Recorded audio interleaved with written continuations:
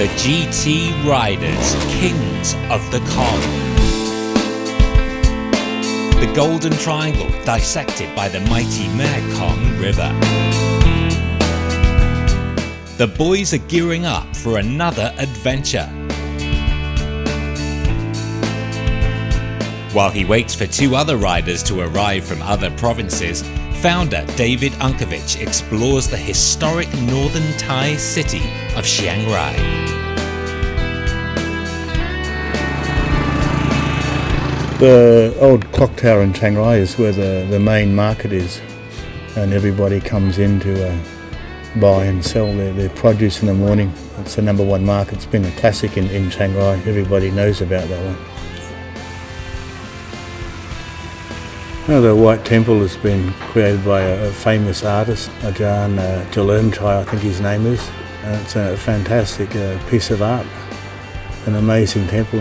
It draws thousands of people there. It's a stunning temple, absolutely unbelievable.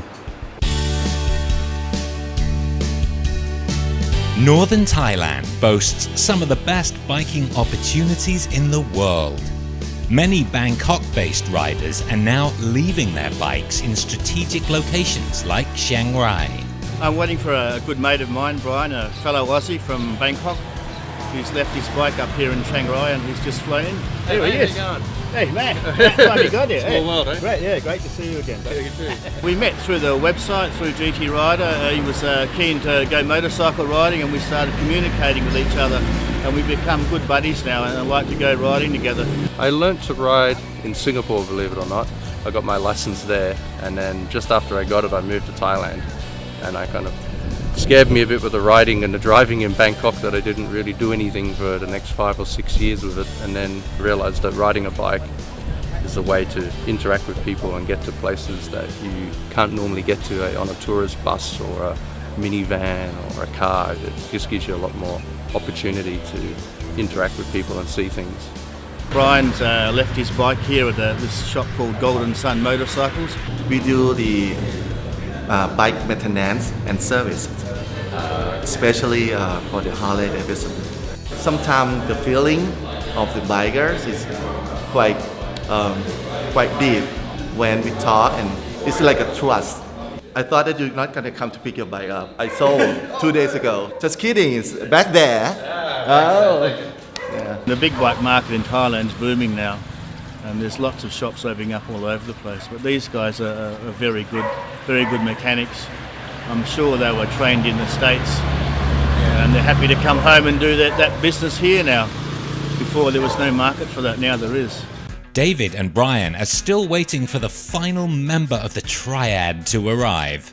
The other fellow who's going to come and join us is a Norwegian guy called Oddvar. He's going to come over from Nan, another province. He'll do a 350 kilometre ride to come and join up with us and go and hang out with us for a few days.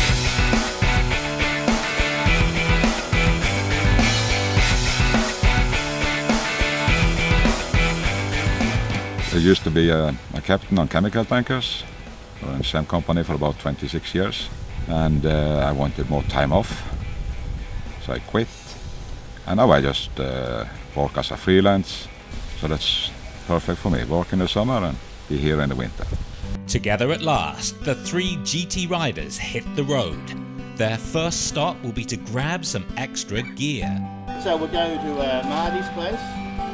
That's the Chiang Rai Saddlebags, yeah. If you want to look for a tank bag or something there.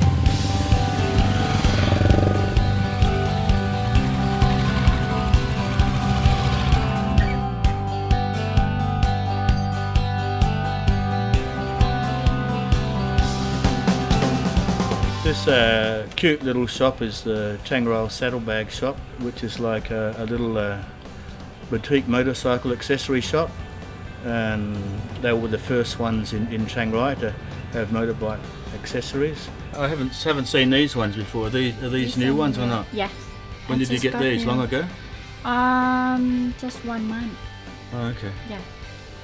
And it's got have Kevlar inside or not? No, that's only protected. Just the protection. Yeah. My main gloves that cost me 3,000 baht, the good ones, they actually are not so good in the wet because the dye runs and your hands get all black. I've got some cheaper ones, 400 baht ones, The fit's no good, but the dye doesn't run with them, so I'm looking for the same gloves but the bigger size. They mainly cater to the Falang market, but lots of Thai people come here as well. And they have a nice little sala you can sit outside here. It's free coffee, and it's a great place for people to come and hang out and chat, talk about motorbikes. They've got video there, you can watch YouTube biking videos. A couple of months before, Brian and Odvar had made the acquaintance of the military in the neighbouring country of Laos. So we came out of somewhere where they were doing some illegal logging, and the military weren't happy about that, so they detained us. Two of the guys that are here now with Brian and Odvar, they came with me to Laos in May, and we did this boat trip down the Mekong, and then they got off and went riding in Laos off-road, trying to find this track through the mountains as an adventure trip, and they couldn't find the way through, and they actually detained by the soldiers because they weren't supposed to be riding in that area.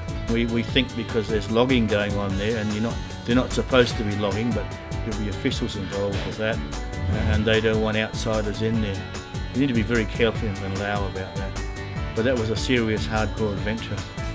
They live to tell that tale, but what's down the road on this new adventure into the heart of the Golden Triangle?